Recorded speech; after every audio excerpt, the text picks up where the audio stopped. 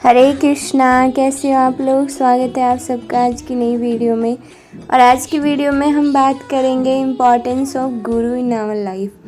तो अगर हम बात करें अपनी लाइफ की, तो हम अपनी लाइफ के हर एक फेज़ में अगर हम देखें, जब से हम जन्म लेते हैं तो पहले स्टार्टिंग में हमारे पेरेंट्स, हम उनको हमारे गुरु, हमारे टीचर कंसिडर करते हैं।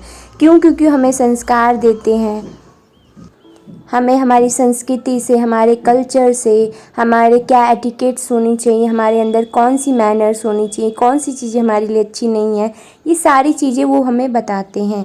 और अगर हम अपनी लाइफ की भी बात करें तो हमें किसी भी छोटी से छोटी चीज़ को अगर करनी होती है तो हम ट्यूशन्स लेते हैं या फिर किसी न किसी प्रकार से अपने आप को इंगेज रखते हैं किसी ऐसे इंसान के साथ जो कि एक्सपीरियंस्ड है, जिसने उन चीज़ों को करा है। तो इसी प्रकार जब हम भक्ति करते हैं, जब हम अपनी स्पिरिचुअल लाइफ में प्रगति करना चाहते हैं, तो हम देखते हैं कि हमें एक गुरु की आवश्यकता होती है जो कि हमें गाइड करे कि हम अपनी मटेरियल लाइफ और स्पिरिचुअल लाइफ को कैसे बैलेंस करें। जैसे कि अगर हम माने कि हमें कोई भी छोटे से छोटा कोर्स करना है तो हमें उसमें टीचर चाहिए होता है। तो हमारी लाइफ इतनी बड़ी है, और प्लस अगर हम भक्ति कर रहे हैं, हम भगवान को, हम कृष्णा को अप्रोच कर रहे हैं जो कि supreme personality of God head हैं, तो उसके लिए हम क्या अपनी मेंटल स्पेकुलेशन से या फिर सिर्फ शास्त्रों को पढ़ के और उस हिसाब से पढ़ के जितना कि हमें पता है, क्या हम कृष्णा को अप्रोच कर सकते हैं? कभी नहीं कर सकते हैं।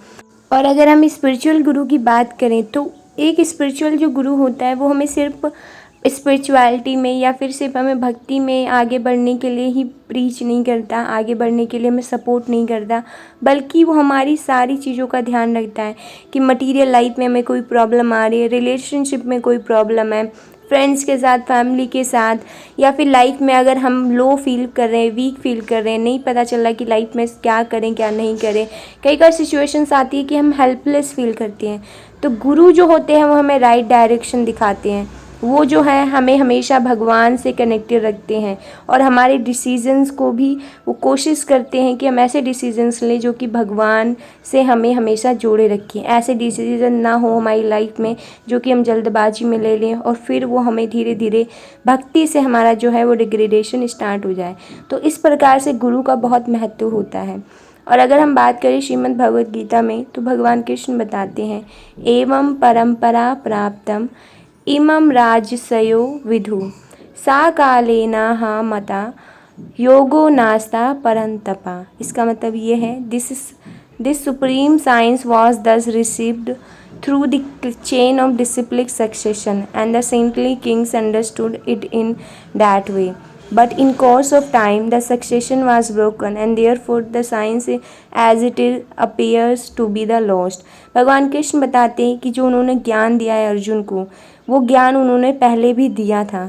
और अगर कोई क्वेश्चन करे किसको दिया था, तो सूर्य देव को दिया था। और इससे पहले भी ब्रह्मा जी को बहुत बार ऐसा हुआ है कि भगवान कृष्ण ने ज्ञान दिया है, लेकिन क्या हुआ है, ये चेन जो थी डिसिप्लिक सक्सेशन की, कि एक ज्ञान जो है एक के पास वो ज्ञान है, फिर वो शिष्य को देगा, फिर आगे वो अन्य शिष्यों को देंगे। इस प्रकार से जो चेन है ये ब्रोकन हो गई, यानी कि ये टूट गई, और उसके टूटने के कारण धीरे धीरे ज्ञान लुप्त हो गया। और जो है अंधकार, यानी कि अगर बोले हम अधर्म जो है वो पूरी तरह से छा गया, अधर्म ने जो है वो धर्म को ओवर पावर कर लिया।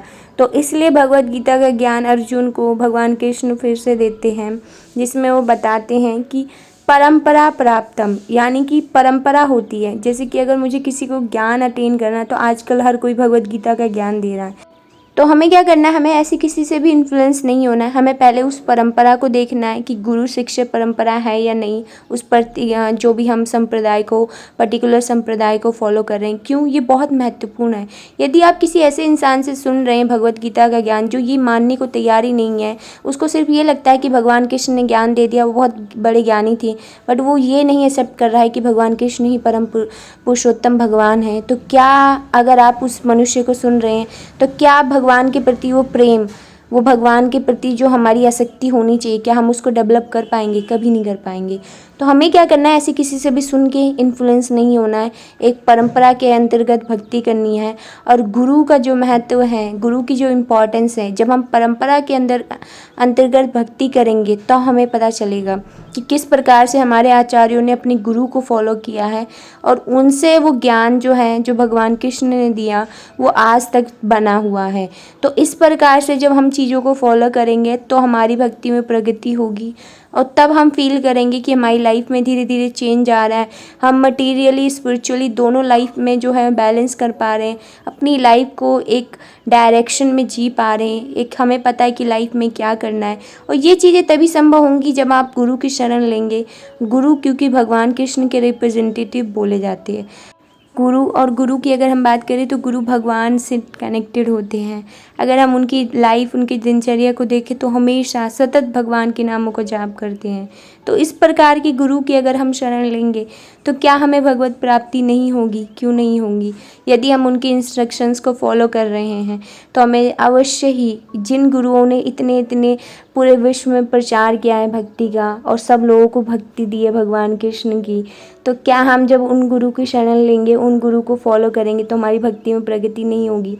बहुत ज़्यादा होगी। और हमारी मटेरियल लाइफ और स्पिरिचुअल लाइफ तो ब्लिसफुल है ही है, बट मटेरियल लाइफ भी बहुत ज़्यादा ब्लिसफुल हो जाएगी। तो इसलिए हमें जब भी भक्ति करनी है, हमें गुरु की अंडर गाइडेंस में करनी है, ताकि हम कहीं पे भी लाइफ में जो है वो डिस्ट्रैक्ट ना हो अपने पास से। और जो हमने अगर सोचा कि हमें भक्ति करनी है लाइफ में, या फिर अपनी लाइफ में जो है वो भगवान से अपने आप को कनेक्ट करना है, तो हमें गुरु की शरण लेनी होगी। और जब हम ऐसा करेंगे तो हम अपने आप को भगवान से कनेक्टेड फील करेंगे, कृष्णा से कनेक्टेड फील करेंगे।